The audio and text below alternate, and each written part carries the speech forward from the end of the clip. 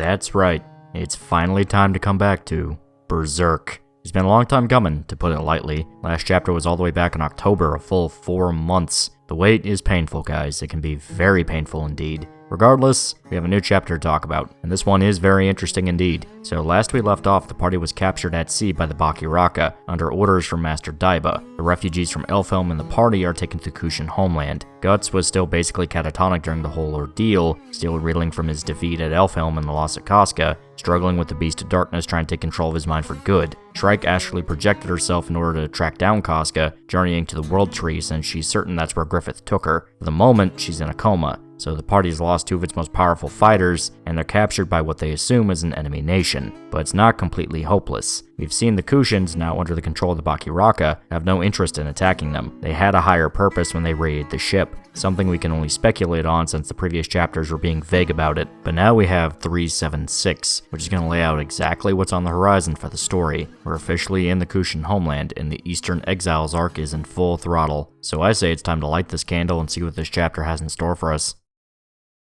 The chapter opens up on something pretty interesting. It's Guts. He's in some dimension that's similar to the astral realm whenever Shrike or Farnese enter it. Beset by some sort of extreme power he's right next to. He has no time to even think about what's happening as it threatens to sweep him away. But just as it looks like it might consume him, something appears. It's Shrike. She appears out of nowhere, despite her actual spirit supposedly being miles away by now. She left for Falconia before they were captured. Her showing up is very strange, and the only thing to assume is that it's a manifestation created by Guts. He's imagining her in his head, and she floats over to him, grabbing his hand, the panel focusing on her grabbing hold of his finger. We then see him wake up, revealing that it was a dream. He's shackled in a cell, completely stripped of his weapons, the Berserker armor, and even his metal arm. And you notice that there's a panel of complete black right here. I mean, there's some speckles of white, but still, it's completely black. And I'm gonna talk about that towards the end, because it gives me a bad feeling. For now, we just see Guts sitting in his cell, reminiscent to when he was captured all the way back in Black Swordsman. There's even pee on the floor and everything, and despite being captured, he's just sitting there, tired and beaten down. At least the Berserker armor is off his body though, since that was a vessel the Beast of Darkness could use to manifest that much easier. Anything that could ward that thing off is only a positive. We then see Rickert arguing with Salat. It seems that Guts was imprisoned without his knowledge. In fact, he seems to be the only one so far actually locked up in a cell. According to Salat, it's because he knows how dangerous Guts is, and so do the rest of the Bakiraka. So it's a measure to protect both sides from each other, in case Guts gets violent,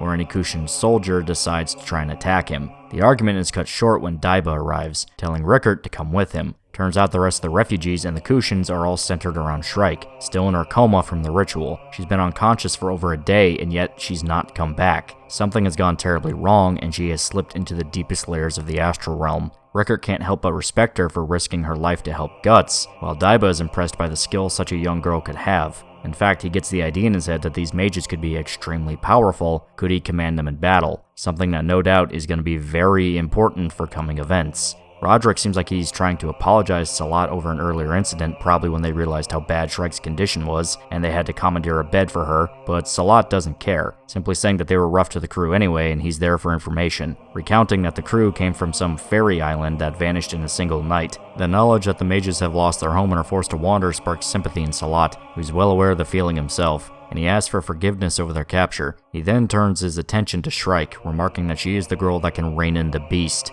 Daiba laughs to himself as he remembers the time Guts defeated him in combat, something that should have been impossible since it was one man versus a mage and an entire army of monsters, and he simply says that it's water under the bridge, though he does say it's a draw.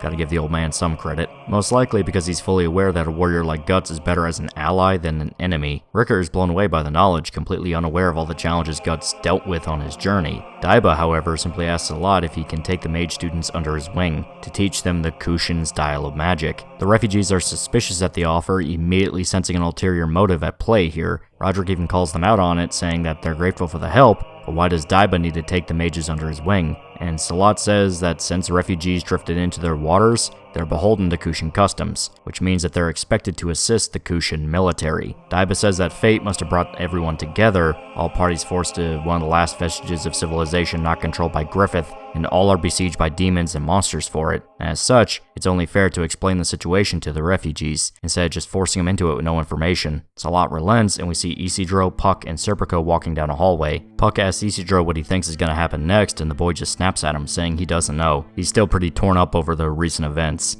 In the middle of their conversation, Rickert shows up, recognizing Puck and happy to reconnect with the elf. But Puck does something weird. He just stays silent, even acting confused when Isidro asks if the two know each other, then becoming convinced that Puck probably just forgot about him, which, to be fair, would be in character for him. But Rickert knows better, simply asking Puck about what happened to Casca. She was with them when they left Goto's cabin. The whole point of the journey was to find a place where she would be safe. And what happened to Guts? He's beaten up in more ways than one. Well, Puck once again is silent, and Rickert seems to pick up on the implication. They ran into Griffith. He has no idea how, he has no idea why, but he just feels it deep down, and all he's left with is to assume the worst. Still, Salat makes good on his promise. He explains the situation to the refugees as best he can. The Kushans are building an army, gathering men and weapons, all to fight the ultimate enemy, Griffith. The Baki Raka have declared war on Falconia, and they need everything they can get their hands on if they plan to win. Griffith has the power to change the world down to the very rules of existence. His army is killing monsters and taking vast swaths of territory, and now he's sniffing around the western borders to what's left of the Kushan Empire. Salat and the Baki Raka can tell from miles away what will happen. Either they strike first, or Griffith and his army will come barging in anyway, and he knows why Griffith is doing this. To kill anything he can't control. To wipe out all of their civilizations, cultures, and forms of magic. Anything that Griffith can't control will be burned to the ground, so the Baki Raka are preparing to strike first. If the Empire is doomed to be destroyed, at least they're going down fighting. And that's the end of the chapter. The revelation that Salat intends to lead an army and wage war against Falconia. As you can see, the chapter had a lot of information to it, not just in regards to plot details, but teases for later points as well, like what happened with Shrike. Why was she in Guts' dream? Was that actually her?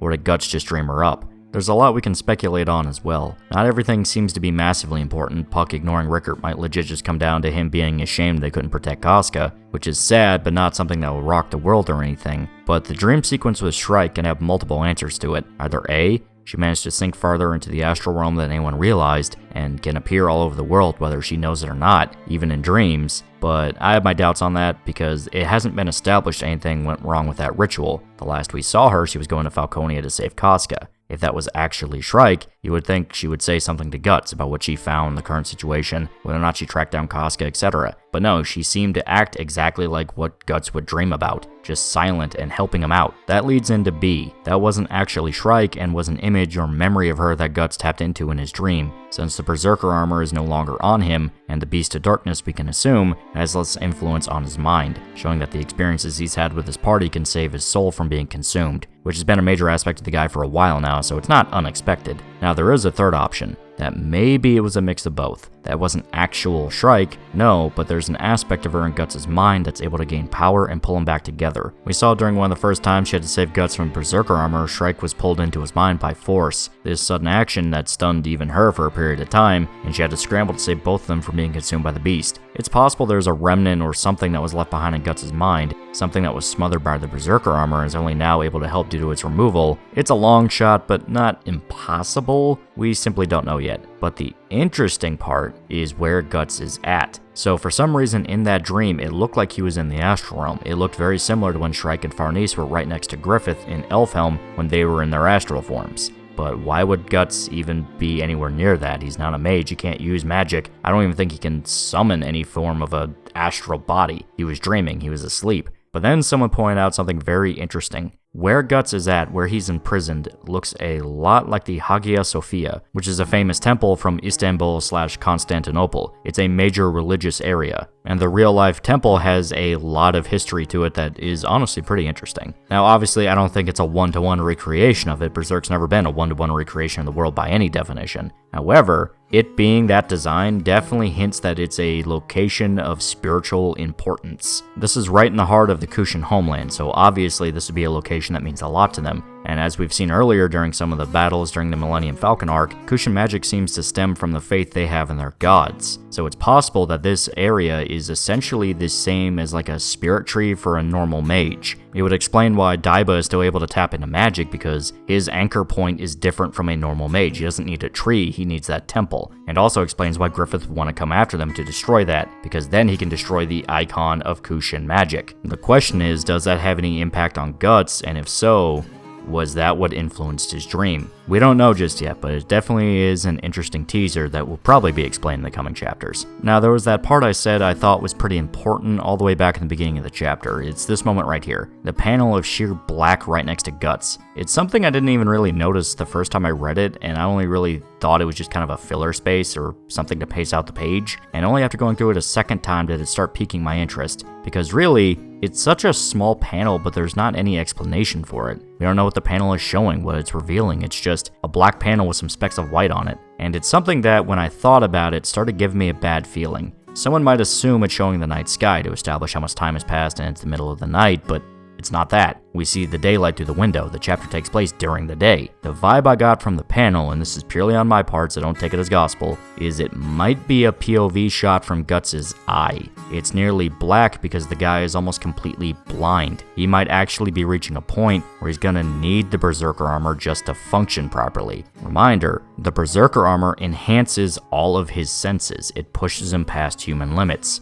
And even with those limits surpassed, we saw his eye get cloudier and cloudier. It's very possible that now, without the Berserker armor, his default is being damn near blind. It's killing him, but without it, he's even worse. It's pure speculation on my part, but it's the vibe I got from the panel, and it's something I couldn't help but think about as I kept going. I mean, it also could have just been Guts forgetting the dream as he wakes up, but that's no fun. He's breaking down at his physical, mental, even emotional limits, and the coming war with the Kushans might be the straw that broke the camel's back. Who knows what's next?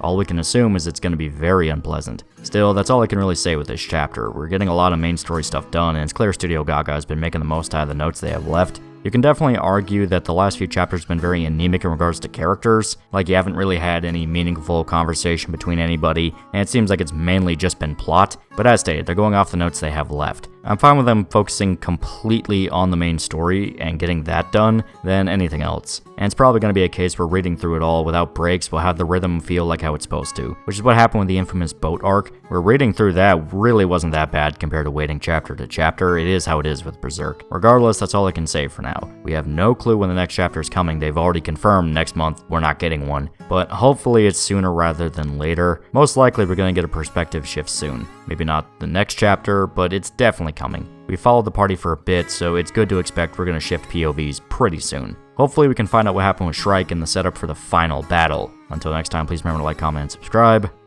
See you guys.